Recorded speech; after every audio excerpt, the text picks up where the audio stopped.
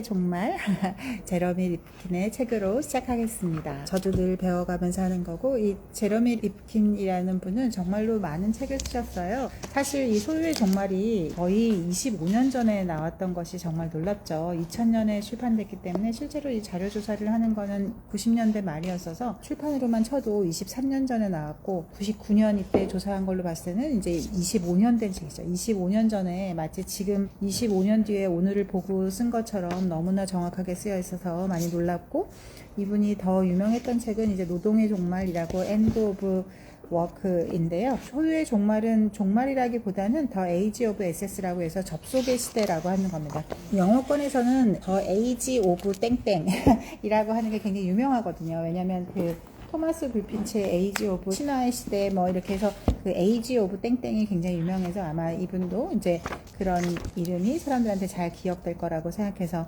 한 것 같아요. 그리고 그거 외에도 뭐 유명했던 책이 공감의 시대, 수소혁명, 그리고 바이오테크 시대, 그리고 훨씬 더 유명한 엔트로피라고 해서 이제 그 과학책이 아니고요.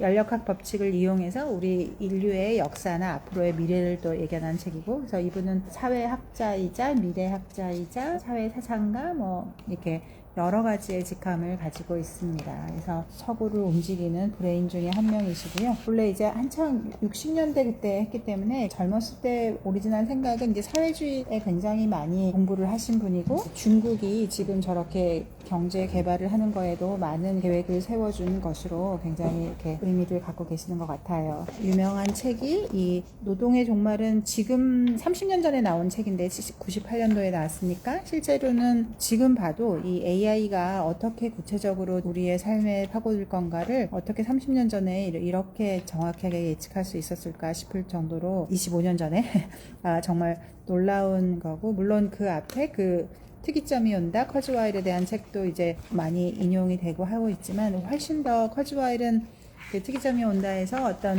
테크놀로지에 대해서 얘기했다면 그걸로 인한 사회 현상에 대한 것을 정말로 25년 전에 그 노동의 종말을 통해서 잘 되어 있습니다. 그래서 워낙 유명한 책이니까 한번 훑어보셔도 굉장히 좋으실 것 같고요. 또 엔트로피도 이분의 아주 주 그 아이디어가 쭉 되어 있는 거기 때문에 엔트로피라는 책도 굉장히 좋습니다. 그리고 최근에 아주 몇 달 전에 그 회복력의 시대라고 해서 이제 소유의 시대, 접속의 시대도 가고 이제 회복력의 시대로 왔다라고 하는, 이제 회복력의 시대로 가고 있다라고 하는 거를 하는데, 일관되게 쭉 이분의 어떤 책을 보든 일관된 게 쭉 있으세요. 그래서 우리가 이제 자본주의의 개념이 많이 바뀌고 있다라고 하는 거, 그렇게 해서 우리가 어떤 기계 테크놀로지에 의해서 18세기 이후 19세기 특히 20세기 초에 이 테크놀로지가 세상을 지배할 거라고 하는, 테크놀로지가 우리에게 꿈의 천년왕국, 이생에서 누리는 어떤 천국을 마련해 줄 거라고 하는 어떤 테크놀로지에 대한 장점과 빛과 그림자에 대해서 이제 말하기 시작하면서, 그 다음에 앞으로의 노동이 어떻게 바뀔 건지, 그걸로 해서 우리가 지구에 많은 영향을 미쳤으니까 우리의 환경이 어떻게 바뀔 것인지, 그래서 우리가 앞으로 에너지 혁명을 어떻게 수소혁명이나 바이오테크 시대로 나아가야 하는지, 또 거기서 한계비용 제로사회라고 하는 책은 이제 한계비용이 보통 물건이라는 거는 만들 때마다 기본 비용이 들어야 되는데, 최근에 이제 어떤 산업에서는 이렇게 기초 비용만 없애고 나면 그 다음부터는 아무리 무한 생산을 해도 돈이 안 드는, 그러니까 한계 비용이 영원이 되는 그런 시대가 되는데, 그게 단순히 인터넷에서 끝난 게 아니라 이제 처음에는 그게 뭐 아무리 공짜래 봐야 인터넷에서 이렇게 사물이 없는, 형체가 없는 것만 그게 되겠지라고 했는데, 이제 그렇지 않고 사물 인터넷으로 전부 다 연결되고 공유경제가 되면서 우리 삶의 모든 것들이 이제 한계 비용이 제로가 되는 사회가 되다 보면 정말 부자와 대다수의 다른 사람들도 될 거다 해서, 왜 지난번에도 전 세계 70명의 사람이 전 세계 부의 뭐 거의 대부분을 가지고 있다고 하는, 70억 명 중에 한 명이니까 사실 1억 분의 1의 사람들이 어마어마한 지구의 부를 가지고 있다고 하는 거. 그래서 이제 그린 뉴딜 정책이라고 해서 또 이렇게 환경을 어떻게 살릴 것인가 라고 하는데, 그 회복력의 시대는 그래도 석학 중에서도 정말로 두드러지는 석학답게 보통은 이제 뭐 이렇게 지식인이라고 하면 무조건 좀 막 비관적으로 겁주고 공포스럽게 말하는 거를 하기가 쉬운데, 이분은 우리 인간이 하기 때문에 이거 하나를 이런 식으로 풀어내서 앞으로 이 시대는 자본주의의 세계도 바뀌고 모든 것들이 바뀌어서 결국 회복을 하는, 인류가 다시 새로운 회복을 하는 시대로 이미 진입하고 지금 나아가고 있다라고 하는 것이 최근에 아주 나왔습니다. 그래서 어떤 책을 보던 이분의 근간의 아이디어들은 아까 제가 좀 전에 말씀드린 그 아이디어에 대한 역사적인 고찰이나 이런 게 항상 늘 좀 이렇게 서머리를 해주고 계세요. 이 책은 제일 중요한 건, 우리 지금은 이제 익숙해졌지만 2000년에 1999년에 책을 쓸 때는 사람들이 얼마나 신기했을까. 그때 이제 겨우 인터넷 나오고 홈페이지 내 링크를 만든 애 만에 뭐 이제 한 메일 조금 쓰고 이런 시대였었는데, 이때 벌써 이제 우리가 뭘 소유하던, 우리 산업 시대는 무언가를 소유한다는 것 자체가 자기 자아를 형성해 가는 거였었고, 소유물 자체가 자기 자신이었기 때문에 자본주의라고 하는 것이, 그렇게 사유재산이라는 것이 자본주의의 아주 근간이 되는 것인데, 그 자본주의가 이제 뭘 소유하려고 하는 게 아니라 어딘가로 접속 가능한가라고 하는 그런 네트워킹의 시대로 됐다라고 하는 거를 자그마치 2000년이 시작할 때 24년 전에 이제 말씀해주고 계신 거죠. 첫 제목서부터 접속의 시대가 오고 있다라고 하고 있는 겁니다. 그래서 재산의 역할이 옛날에랑 굉장히 다르다. 그래서 자본주의를 무조건 나쁘게 말하는 걸 굉장히 현학적이라고 생각하는 사람들이 많지만, 이제 자본주의 경제는 이 재산을 시장에서 교환 가능한가 아닌가. 그래서 시장이라고 하는 공간도 있어야 되고, 거기서 사람들이 이렇게 서로 부딪히면서 내 걸 사고, 또 내 거를 절대로 손대지 말아라 라고 하는 게 근대라는 어떤 사회가 만들어지는 데 있어서 내 사유재산에는 왕도 침입할 수 없다라고 하는 그런 것이 자유라고 하는 개념과 거의 동일시되는, 사유재산이 곧 자유를 이렇게 보장받는 그런 것이었었고, 그 전의 시대에는 사실 토지도 장인들의 어떤 수고와 노동, 뭐 농사를 지은 거, 아니면 뭐 악기를 연주한 거, 예술품을 만든 거, 농기구, 장기를 만든 어떤 대장장이, 이 모든 것들이 사실은 다 그냥 왕의 소유였었는데, 이제 내가 노력해서 만든 거, 내 재능으로 만든 것도 그 사람의 재산이다라고 다 인정받는 그것이 정말 근대 계몽주의에서 비로소 이루어지면서 이제 자본주의라는 게 비로소 탄생하게 됐는데, 그 어마어마한 자본주의가 마르크스적인 뭐 계급 간의 투쟁에 의해서 없어지는 것도 아니고, 그냥 지금 개념이 완전히 바뀌어서 그런 자본주의가 이제 바뀌고 있다라고 하는 것이 이 전체 책의 소제목으로도 시작되고 있습니다. 그래서 자본주의의 여정은 끝났다. 산업사회는 소유와 함께 시작했었는데, 소유가 이제 바뀌면서 자본주의의 여정이 바뀌고 있다라고 하는 것을 얘기하고 있습니다. 옛날에는 내가 누구냐라고 할 때 내가 무엇을 가졌느냐라고 하는 것이 굉장히 중요했었고, 그게 그 사람의 정체성이었다라고 하는 건데, 지금은 그게 이제 바뀌고 있다. 그리고 재밌게도 이 13페이지 시작하자마자 앞으로 25년만 지나면 소유에서 기본적인 한계가 있다는 거에 구태의연하다는 인식을 가질 거다를 기업이나 소비자가 다 일반화하게 할 거다, 일반적으로 생각하게 될 거라고 하는 이 앞으로 25년만 지나면이라는 말이 초반에 나오는데, 지금이 딱 그 25년이 된 때라서 놀라운 것 같아요. 어떤 재산이라고 하는 게 내가 가진 물건에서 나오는 게 아니라 인간의 상상력과 창조력에서 나온다라고 하는 것을 하고 있고, 그래서 그럼 접속의 시대가 도대체 뭔데요? 라고 하면, 우리가 어떤 물건이 아니고 고객과 장기적인 유대관계를 맺을 수 있느냐 없느냐에 따라서 자산 가치가 형성된다. 그래서 지금은 우리가 이게 알게 모르게 텔레비나 뭐 뉴스에서 워낙 이제 많이 뭐 들어봐서 알지만, 이 책이 정말 24년 전에 쓰였다는 게 너무 놀라운 거죠. 그래서 옛날에는 뭐든지 판매자와 구매자 이런 거였다면, 지금은 공급자와 사용자라는 개념으로 바뀌었다. 그것이 접속의 시대 네트워크 경제다라고 하는 것입니다. 그래서 소유가 접속으로 바뀌었다. 이 말이 처음부터 끝까지 나오고 있습니다. 옛날에는 뭘 이렇게 딱 팔면 그걸로써 이제 모든 가치가 결정됐었는데, 지금은 그렇지 않고 이 고객과 어떻게 평생 가져가느냐, 물체가 어떤 경제가 아니고 이 사람이 하는 어떤 체험이 다 경제적 가치가 있는 것이다 라고 하는 거고,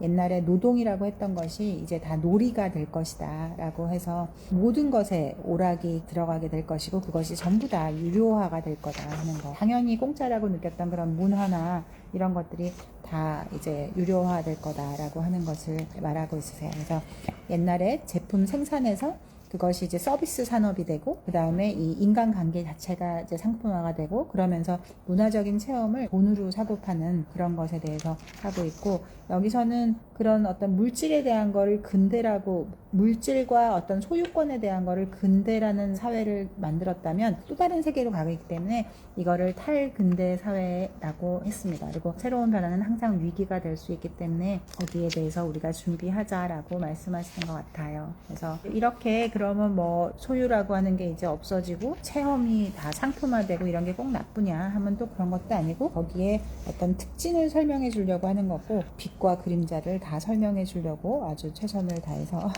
알려주려고 하시는 것 같아요. 그래서 이제 여기 프로테우스와 프롤레타리아라고 해서 이 접속을 이제 만들어낸 시대 자체가 어떤 그리스 신화의 프로테우스처럼 이 새로운 시대라고 하는 거고 이 시대가 태어나면서부터 접속이 가능했던 시대.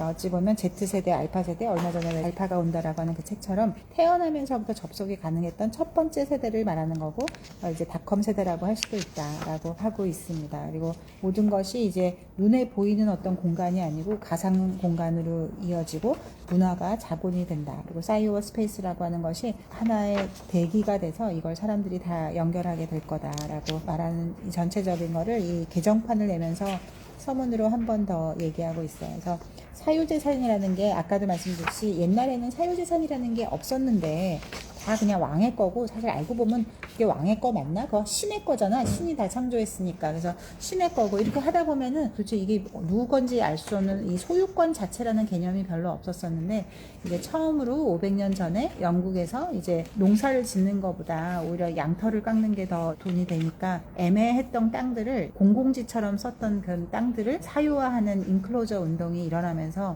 그때서부터 우리 유토피아 할 때 시작했던 사유 재산 그런 개념이 됐었었다. 그렇게 해서 말도 많고 탈도 많은 자본주의로 시작했었는데 이제 그것이 바뀌고 있다라고 하는 겁니다. 시장이라고 하는 것이 곧 자본주의고 인간의 삶 자체가 사실 시장에서 그 옛날 구석기인들도 신석기인들도 뭔가를 바꾸면서 살아왔던 것이 인간인데 사고 파는 것이 없어지고 다 이렇게 네트워킹으로 시장이 밀려나게 된다라고 하는 것을 하고 있습니다. 그래서 뭐 명언들이 워낙 많고 이렇게 보면 이게 이 책이 워낙 나온 지가 20년이 넘다 보니까 알게 모르게 다 알고 있는 게 굉장히 많아요. 그래서 그럼 접속이 도대체 뭔데? 그러면 우리가 옛날에는 기업을 하려 그러면 먼저 큰 부지를 사고 큰 부동산을 사고 공장을 만들고 시설을 깔고 거기에 사람을 배치하고 이런 것들이 어떤 산업이고 사업이었었는데 지금은 그럴 필요 없이 다 이렇게 아웃소싱으로 하면 되는 세상이라서 어떤 자산이라는 게 아예 없고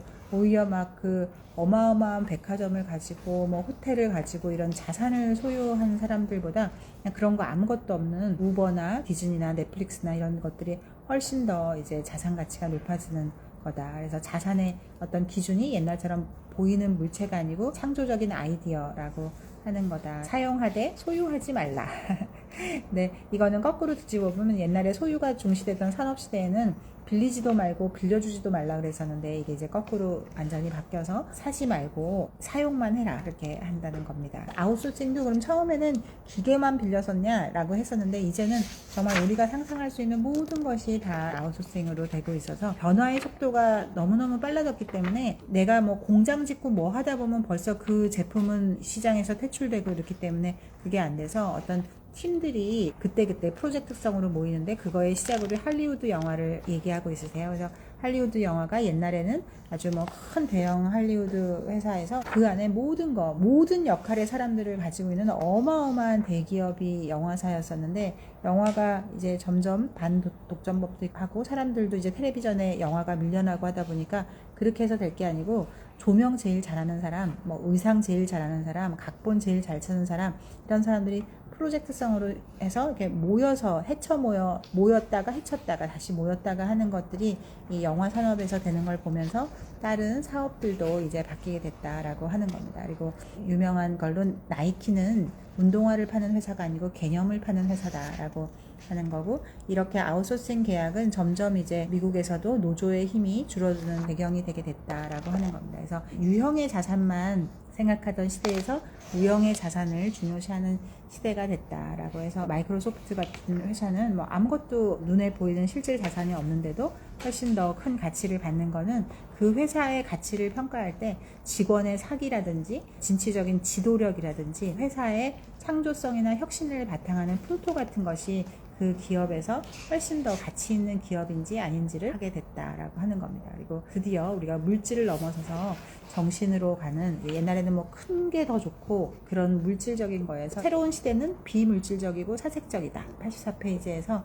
어떤 옛날 플라톤 시대의 형상의 시대, 이데아의 시대 뭐 이런 거와 오히려 더 가깝고 개념이나 픽션의 세계와 더 가깝다라고 얘기하고 있으세요. 여기서 또 예로 체인점이라고 해서, 우리 프랜차이즈라고 하는 게 지금은 아주 익숙하지만 불과 한 20년 전만 해도 진짜 몇 개 없었죠. 뭐 처음에 피자헛 들어오고 이럴 때 얼마나 신기했었는지 그런 건데, 지난 30년 동안 체인점이 미국에서 이제 처음 시작해서 굉장히 이제 눈부시게 발달했는데, 우리는 체인점 사장님들이 어떤 매니저급의 굉장히 어떤 주인 개념하고 내가 직원의 개념이 되는 거하고를 잘 생각해야 된다라고 하고 있습니다. 그래서 맥도날드도 햄버거 팔아서 하는 회사가 아니고 부동산 팔아서 하는 회사다라고 하는 거고, 거기서 큰 변화로 이제 앞으로의 세계에는 DNA라고 하는 생명과학 산업이 훨씬 더 중요해질 거다라고 하는 거고요. 이때 이 생명과학이라고 하는 게 정말 웃긴데, 1928년만 해도 텅스텐이라는 금속을 처음에 특허를 냈더니 대법원에서 그거는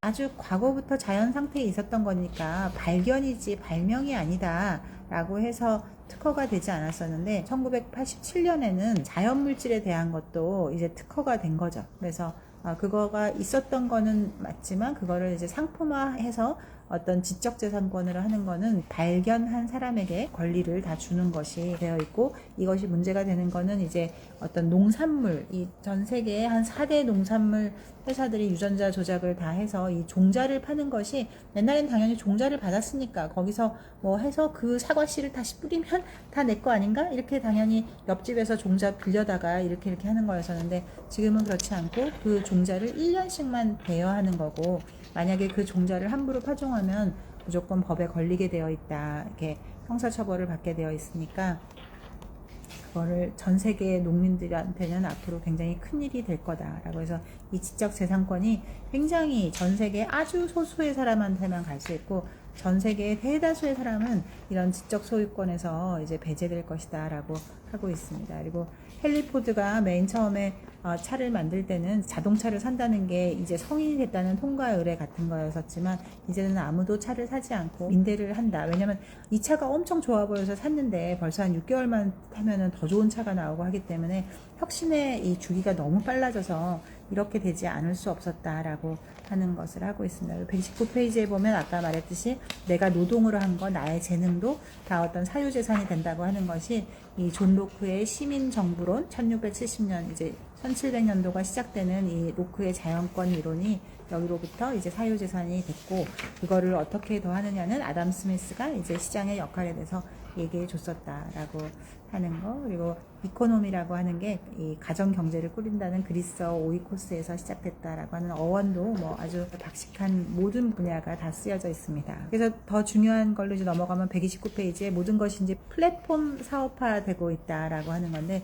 플랫폼이라고 하는 것은 사실 이제 제조업이 전혀 아니고 서비스와 업그레이드를 하게 하는 비클, 어떤 운반체에 불과하다. 근데 이 플랫폼이라고 하는 것이 앞으로의 세상을 지배하게 될 거다. 정말로 그렇게 됐죠. 이분은 24년 전에 이 말을 썼는데, 옛날에는 물건을 먼저 사는 게, 물건을 많이 팔려고 어떻게든지 막 세일즈맨을 하고 인센티브를 하고 막 팔려고 아둥바둥 별의별 마케팅을 다 했었는데, 이제는 그렇지 않고 제품은 무료로 주고 서비스를 유료로 한다 해서, 우리가 처음으로 옛날에 윈도우 공짜로 하고 뭐 MS 공짜로 하고 아래 한글 공짜로 받고 했던 것들이 다 이때 벌써 이 2000년에 이 책을 읽은 사람들은 그거를 결단하는데 하나도 어렵지가 않았을 것 같아요. 우리는 그때 되게 신기했지만 왜 공짜로 주지? 말하면서 그리고 기술의 역설이라는 책에서도 보면 가치라고 하는 것은 얼마든지 제품은 무료로 제공하고 고객과 장기적으로 관계를 유지하는 것이 훨씬 더 가치가 있는 것이기 때문에 그거를 잡아야 한다라고 하는 것이고, 여기서 이제 어찌 보면 이 25년 전에 들었을 때는 되게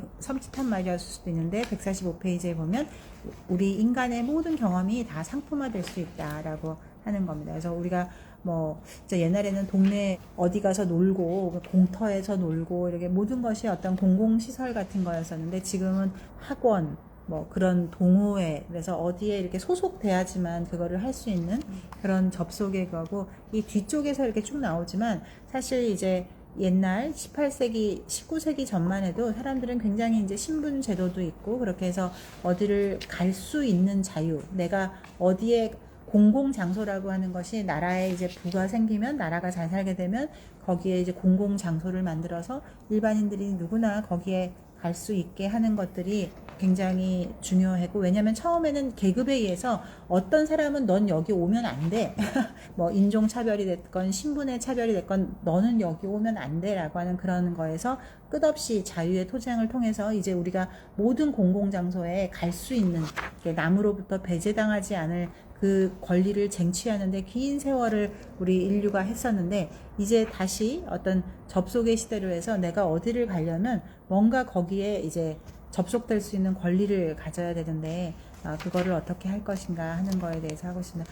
사실 우리나라에서 이렇게 살다가 외국 여행을 가거나 또 다시 우리나라에 돌아왔을 때 되게 저는 신기한 것 중에 하나가, 우리나라가 뭐 물론 사람들이 다 할 말은 많겠지만 사실 전 세계 평균으로 봤을 때는 굉장히 평등한 나라라서 우리나라는 어디든 갈 수가 있거든요. 그러니까 어디 가도 거의 다 공짜예요. 그래서 서양의 유학생들도 우리나라 와서 되게 신기해하는 게, 여기 우리 들어가도 돼? 여기 공짜야? 근데 들어가는 게 하물며? 이게 우리나라에는 그런 게 굉장히 많은데 외국에 가면 거의 뭘 해도 이게 돈만 낸다고 들어갈 수 있는 게 아니고, 별것도 아닌 그 건물 하나 들어가는 거에 돈도 어마어마하게 비싸지만 거기는 뭐 어떤 딱 개런티 되는 사람이 아니면 들어갈 수도 없는 것들이 오히려 후진국으로 갈수록 훨씬 더 많고, 서양 세계도 굉장히 많죠. 우리나라가 예외적일 만큼 아무데나 그냥 갈 수 있는, 누구나 아무데나 갈 수 있는 것이 상당히 개방적인 그런 게 있는 것 같아요. 그래서 고객이라고 하는 것이 기업의 존재 이유긴 하지만 옛날처럼 어떤 그 고용을 통해서가 아니라 서비스를 통해서 하는 거다. 그리고 앞으로 어떤 취미 공동체나 이런 것들로 해서 내가 그 사람들에게 접속돼야지만 문화도 누릴 수가 있다. 이렇게 하고 188페이지의 시간 공유 공동체가 저는 제일 새로웠는데, 사실 우리 어렸을 때부터 알고 있었던 콘도미니엄 이렇게 빌려서 하는 거 있었잖아요. 벌써 이 책에 있었구나 싶고, 우리 뭐 어렸을 때 정말 부자가 되는 어떤 기본으로 처음에 별장을 갖고 그 다음에 이제 콘도미니엄 사용권을 사고 이런 거였었는데, 이것들이 이제 그 스위스에서 처음 시작된 거였었고, 그래서 그 시간만 이렇게 거기를 쓸 수 있는 시간의 공유 화폐라고 하는 개념이라고 하는 이런 표현법을 저는 처음 배워서, 뭐 콘도나 렌트는 많이 알고 있었지만 이게 시간과 관계되는 거구나 라고 하는 거를 처음 배움이 되었습니다. 그래서 재밌는 게, 여기 뭐 슈레딩거나 하이덴베르그나 이렇게 해서 우리가 다 너무나 과학자인 사람들이 써놓은 인문학적인 어떤 표현, 이런 것들도 굉장히 참 신기해요. 옛날에는 그 과학과 이 인문학이 따로 가지 않았기 때문에 다 그렇게 할 수 있었던 것 같습니다. 그래서 2부로 넘어가면 이 자본주의와 문화에 대해서 계속 얘기하고 있고요. 문화가 정말 중요한데 213페이지에 보면 체험 산업이라고 하는 것이 어떻게 사람을 바꾸냐면, 상품이 어떤 물건이 아니라 기억이라는 거예요. 기억을 만드는 것이 상품이 된다는 거죠. 그래서 내가 아직 안 가지고 있는 게 뭐지? 그 중에 내가 갖고 싶은 게 뭐지? 라고 옛날에는 생각했었는데, 지금은 내가 아직 체험해보지 못한 것이 뭐지? 아직 체험해보지 못한 것 중에 체험하고 싶은 게 뭔가라고 한다는 겁니다. 제 느낌에는 이게 한 요 10년 사이, 우리나라 기준으로는 한 요 10년 사이인 것 같아요. 한 10년 전만 해도 여행을 가도 그 단체 여행이나 이런 걸 하고 막 했다면, 한 요 10년 사이서부터는 뭐 많이 찍고 이렇게 다니는 관광보다는 내가 거기서 뭐 한번, 내가 거기서 뭐 커피를 한 잔 마신 그런 기억을 훨씬 더 가치 있는 걸로 하는 거를 제가 보면 한 10년 전서부터 우리나라는 하고 있지 않았나 싶은데, 이분은 벌써 한 25년 전에 이 말을 했다는 게 정말 놀라운 것 같아요. 그리고 쇼핑몰이라고 하는 게 이제 어떤 연극 무대처럼 아주 잘 짜여진 무대처럼 체험을 하는 곳이 될 거다. 쇼핑몰이 이렇게 물건 파는 곳이 아니고 한편의 드라마가 연출되는 연극 공간 같은 곳이 될 것이다 라고 해서 쇼핑몰 문화가 앞으로 계속 될 거라는 거. 그리고 236페이지에 보면 교양에서 오락으로 해서 모든 문화는 체험의 공용이고 사업은 더 이상 사업이 아니고 오락이어야 한다라고 얘기하고 있습니다. 그래서 우리가 미국이라는 문화를 할 때도 이제 영화를 보면서 이제 미국을 체험하게 되는데 모든 것이 다 체험 경제가 되고, 그래서 243페이지에도 보면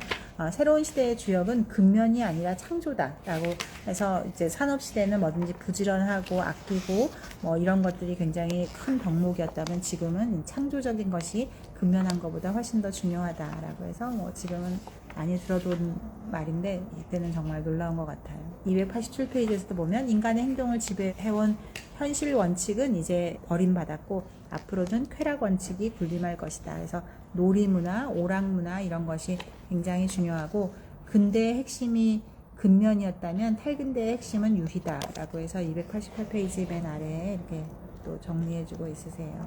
그래서 우리의 삶 자체가 이제 그 연극 배우 같아진다는 거죠. 이 데카르트의 말을 이렇게 패러디에서 309페이지에 보면 나는 생각한다 그러므로 존재한다가 아니고 나는 접속한다 그러므로 존재한다. 정말로 내가 인터넷에 뭐 어떤 아이디나 계정이 없으면 사실 내가 있다는 거를 세상이 알 수가 없잖아요. 우리나라는 좀 특이하게 주민등록번호가 잘 발달돼 있지만 그것도 없는 나라에서는 사실 인터넷이나 이런 데 어떤 흔적이 없으면 그 사람을 찾기가 굉장히 힘들어지는 거. 그리고 또 앞으로는 이 시대를 지배하는 것이 공간이 아니라 시간이 된다라고 하는 것도 이제 말씀해주고 있으시고, 앞으로 국민국가라고 하는 것이 이제 진짜 우리 이 20세기에 이 수많은 사람을 1억 명이 넘는 사람들을 다 죽음으로 몰고 갔던 어떤 국가에 대한 개념, 국가에 대한 것 때문에 그렇게 많은 전쟁이 일어나고 그렇게 뭐 이루 헤아릴 수 없는 사람들이 죽게 됐었는데 그런 국민국가라는 개념이었고 그냥 전 세계가 통할 것이다. 그래서 국가의 개념이 어떤 국경선으로 가는 게 아니라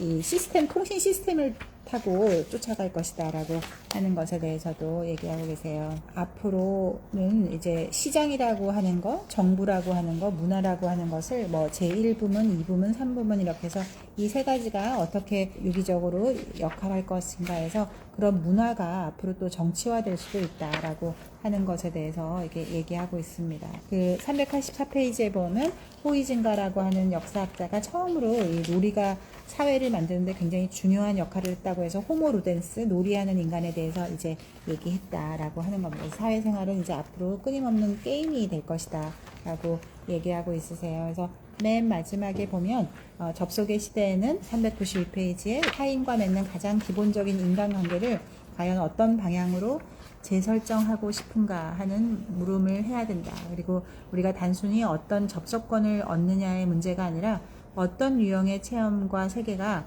접속할 만한 가치가 있고 추구할 만한 가치가 있는가에 대한 물음을 가져야 된다라고 얘기해 주시면서 이 전체를 하고 있습니다. 그리고 이 2부에서 큰 그 개념이 배제당하지 않을 권리에 대해서 얘기하고 있으세요. 그래서 앞으로의 세계가 어떻게 될 것인가 해서 보통 저자들이 막 그 유명하면 그 사람의 대표책이 이렇게 있기 마련인데 이분은 꽤 많은 책들이 거의 대표책처럼 되는데 이 소유의 종말로 이 부분을 처음 접해도 굉장히 좋을 것 같고 뭐 노동의 종말, 엔트로피, 그리고 얼마 전에 나온 회복력의 시대 뭐 이렇게 다 보시면 세상을 보는 큰 도움이 될 것 같습니다. 진짜로 지금 불과 한 4, 5년 전에 신간으로 나왔다고 해도 너무 훌륭하다라고 생각했었을 것 같은데 24년 전에 이런 책을 썼다는 것이 너무 놀랍고 소름 끼칠 만큼 노동의 종말도 보시면 진짜로 그 AI가 지금 우리에게 미치고 있는 영향이 우리 옛날에 수정구슬로 미래를 보고 마치 써놓은 것처럼 써 있어서 정말 놀랍다라고 생각이 됩니다. 그래서 오늘 덕분에 제레미 리프킨의 소유의 종말에 대해서 함께 알아보는 시간을 가졌습니다. 그래서 이게 생각보다 이런 거를 다 미리 생각하는 사람이 있고 또 그 책을 그 당시에 내가 만약 읽었다면 물론 그때는 지금만큼 이렇게 많이 와닿지는 않았겠지만 그 당시에 읽고 체감할 수 있었던 사람들은 당연히 훨씬 앞서갈 수밖에 없겠구나. 그러면 지금도 우리가 지나온 사회가 어떻게 변화하는지 이제 구조가 조금 내 안에서 정립이 되면 새로운 신간이나 새로운 관점에 대한 책들을 읽어 나가다 보면 앞으로 10년 뒤, 20년 뒤는 우리가 준비할 수 있지 않을까 하는 마음에서 위안이 좀 됐었어요.